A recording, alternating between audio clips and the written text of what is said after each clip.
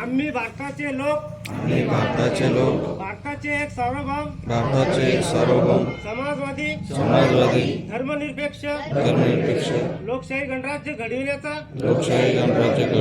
व त्यांच्या सर्व नागरिकास सामाजिक आर्थिक राजनैतिक न्याय विचार अभिव्यक्ती विश्वास श्रद्धा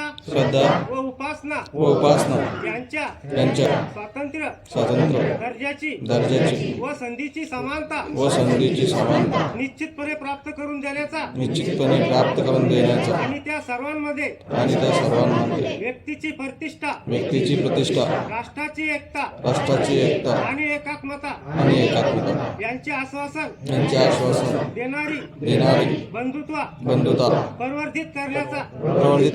संकल्पपूर्वक निर्धार करून आमच्या संविधान सभेत आज दिनांक 26 नोव्हेंबर 1949 रोजी याद्वारे हे संविधान अंगीकृत आणि